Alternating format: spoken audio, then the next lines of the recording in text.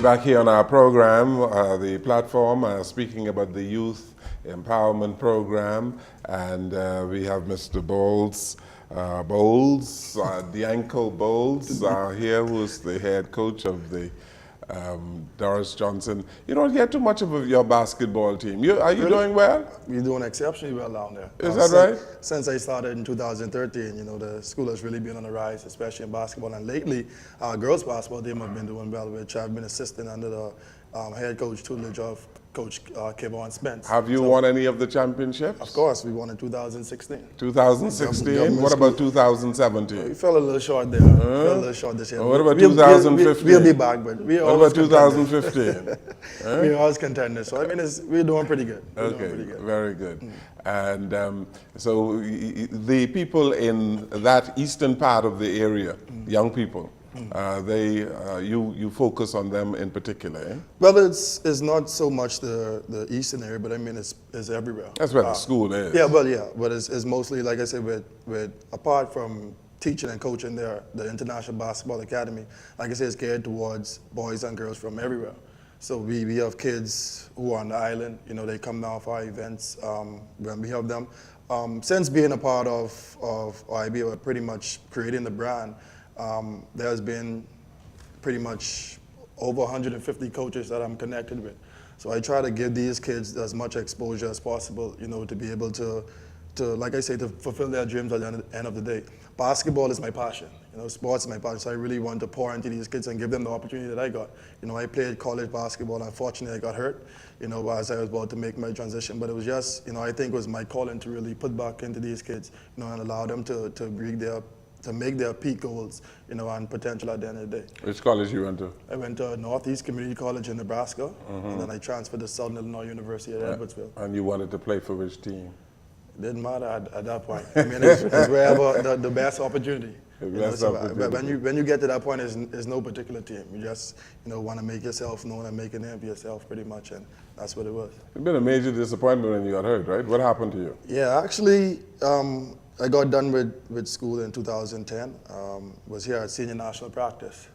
You know, I ran up for a tip dunk and I landed, and that was it. Where did that happen? At D.W. Davis. Wow. Yeah, we had a scrimmage game there against a school that actually we played against when I was in Southern Illinois. And like I said, once I went up for a tip dunk and I landed and my knee buckled and that was it. You know, it popped 4 times, you know, and I caught cramp from my leg to my waist, you know, and that was it. I just started screaming.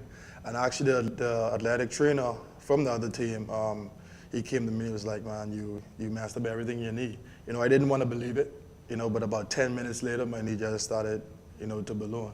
You know, and so I definitely went out, took an MRI, you know, got the whole process done, and definitely found that I had a torn meniscus, a fully torn meniscus, and a fully torn ACL. So things pretty much took a left turn from there, you know, and so I figured, you know what. So you ended up in coaching? Well, I guess I just wanted to be the closest thing to my passion, you know, and that's pretty much where basketball came in, and so that was it. Do you have other basketball coaches assisting you with the Youth Empowerment Program? No, it's just myself. Okay. Just myself. Why not? Why don't you have some other people? Well, I mean, everybody else is focusing on their own area, so. I see. Yeah. Okay. So that's pretty much it. Okay.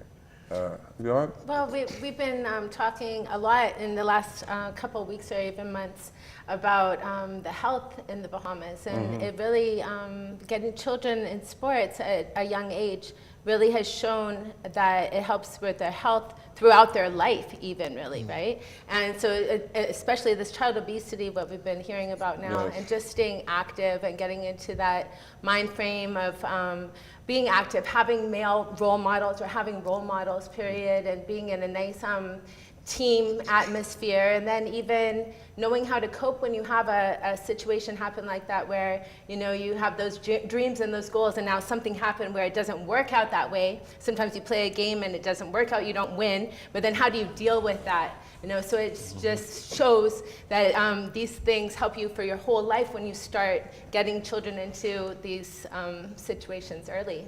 And so, Mr. Monroe, you need to motivate these young people on an ongoing basis. And you say you have mentors. Do you have in addition to your awards ceremony, do you bring them all together at any other time during the course of a year? Yes, we do. It's crazy when we bring them all together because you can Okay. imagine 1,500 young people from different high schools, different communities, different backgrounds. We bring them together at least about 5 times a year. And we do that so that they can learn and appreciate the understanding of one another, to appreciate one another, to love one another, and to gain a good sense of team spirit and teamwork. And what we try to do as best as possible is ensure that at the end of the day that these students understand that these are your brothers, your sisters that are part of the Youth Empowerment Program, because with everything that's going on in society now, with all of the criminal activities and the crime and persons hating on each other and so forth, we want to create a different type of atmosphere within the Youth Empowerment Program. I'm happy that you said that because we do have a problem, a culture of violence, it seems, among young people.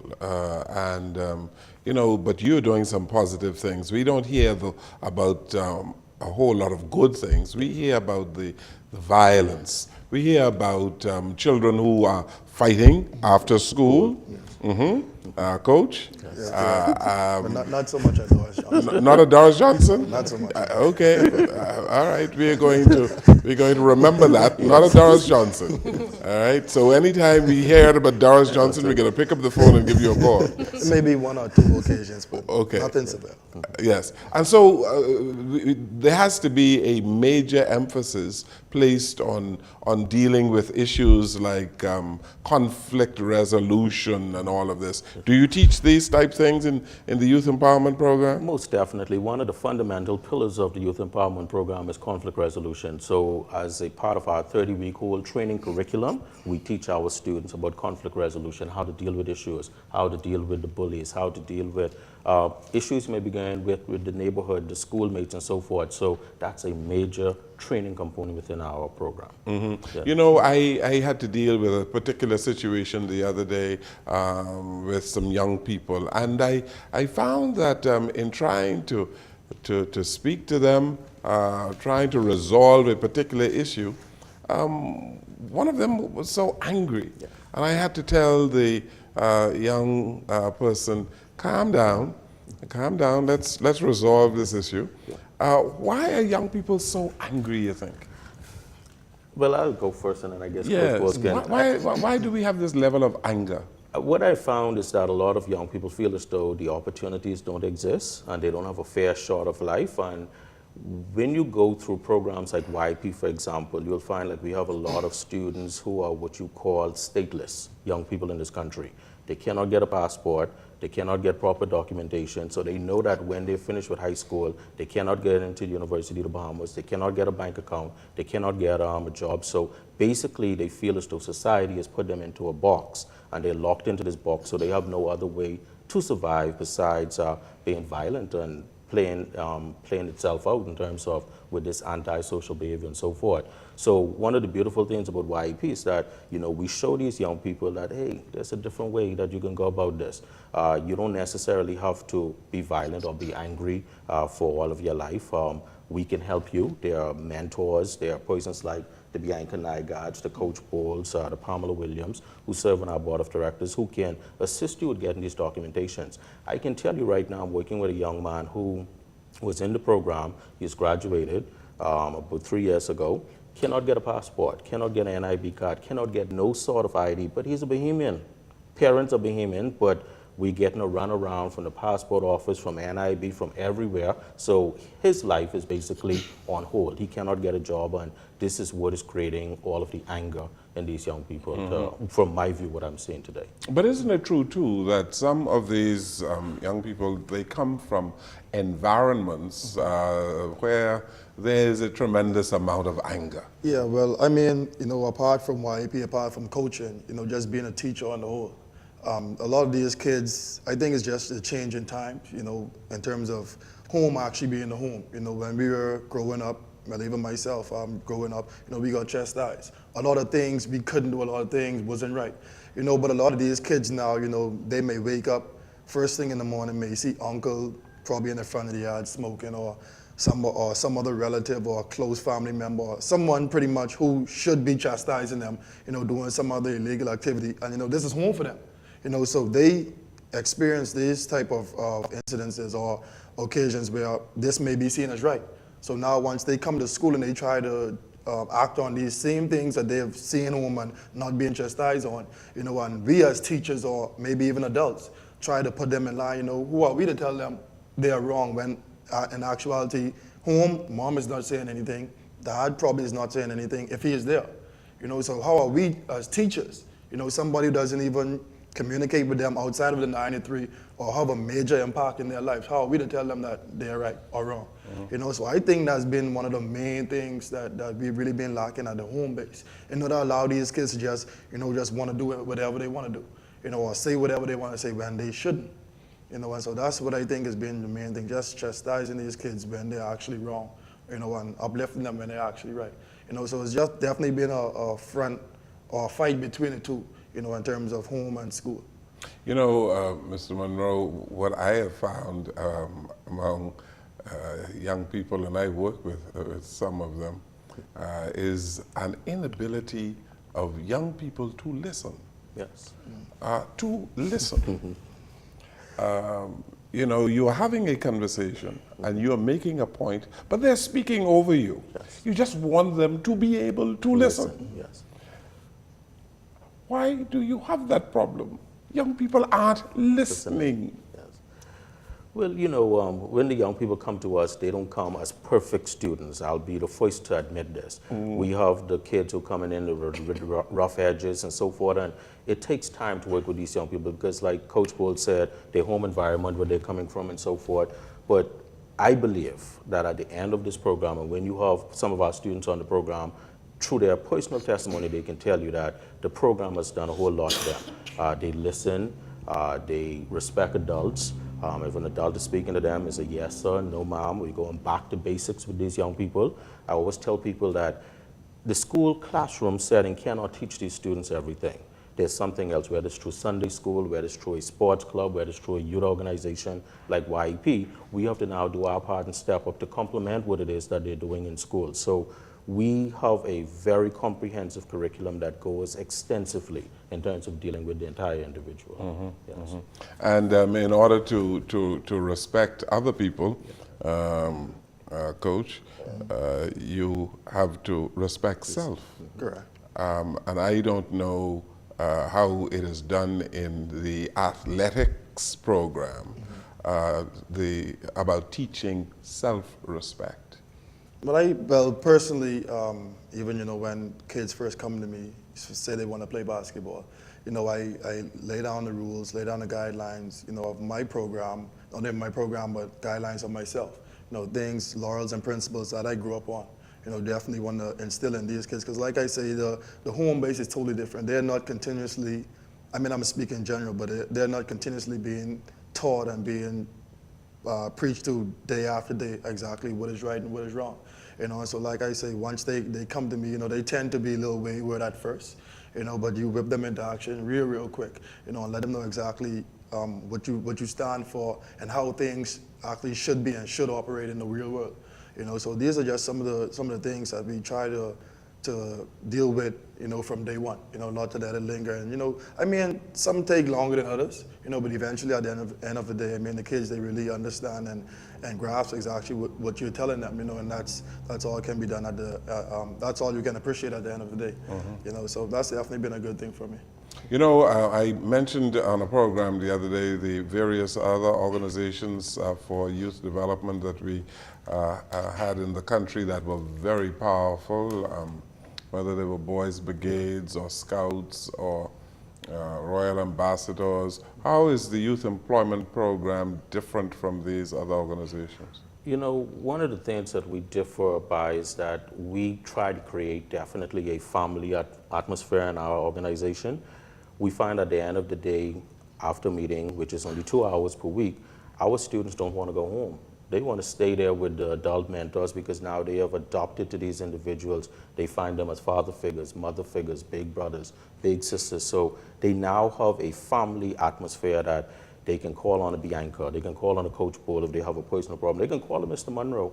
My phone numbers, email, contacts are always there and always available for these young people. So we encourage them that no matter what you're going through, whether it's something small you think it's insignificant, talk to us about it, because at the end of the day, the words that you may say to these persons, the encouragement that you may say to them may deter them from doing something very silly at the end of the day. But one of the things that we differ too is that we don't discriminate against anybody. Most organizations put in place a criteria that they expect you to live by or to meet in order to participate in their organization. If you don't have the money for uniform, you can't be a part of it. If you don't have parents who can do certain things, you can't be a part of it. You don't have certain GPA. We have eliminated all of that from our organization. So no matter where you are, you can be the gangster on the street, you can be the gangster in the community, you can be the 1-point average student, you could be the track star who still need a little bit of help. We take in everybody into our program and mold them into what we need them to be for society. Yes. And you see the improvement in grade point averages and all of that, eh? Most definitely. And you know, we communicate on a weekly basis with guidance counselors and principals, and Coach Bowles can tell you on a weekly basis we have a team that go to the schools. Is that right? We have a list and we check up on our students, so we can tell you exactly what all of our students are doing at whatever point. If there's an issue, the guidance counselor will say, well, John Doe is falling behind, or John Doe is improving, or Mary Jane is doing exceptionally well. They don't know what we're doing with them, but keep up the good work. So we have a proper monitor and evaluation program at our And if schools. you find that one of the young boys, for instance, is problematic, he has issues, because a whole lot of young people have issues, and those issues are not immediately discernible. So some of the issues are even psychological. It is. You know, the beautiful thing that why I love YEP is that we have so much volunteers that come with so much experience and expertise. We have doctors of psychology on our board. We have guidance counselors at our disposal. We have ministers. So if there's issues that we cannot deal with internally, we can outsource those students to somebody else. We can say, hey, listen, I'm sending John Doe to you. They're not that much of a problematic person, but they need a little bit extra counseling or help. Sit down, talk with them. It may involve us bringing in the entire family, and we have done it before. We build close relationships with the family, so you have to understand exactly where the problem may be coming from. And I can tell you, some of these kids' problems extend back from the family and from the home, like we mentioned earlier. Isn't it wonderful? It's like that old saying of, it takes a village to raise a child, you know, and now you have this whole team of support behind your back, and that's really remarkable. And oftentimes there'll be in the home, let's say, a lot of stress on moms particularly, I think, having to have the children be the provider, work, come home, clean, cook, do everything, and then have all their children, and sometimes you just can't physically, you're tired, you can't focus on every person and their homework and their extracurricular activities. And it actually does say a lot about you to be able to send them to a program where you know that here's your team, your support team that will give your child all of these opportunities, and that itself is being a great parent. Yes. Okay, let's take another break here. We are on the program, the platform, and we have these wonderful gentlemen here in the Youth Empowerment Program. We take this break, we'll come back.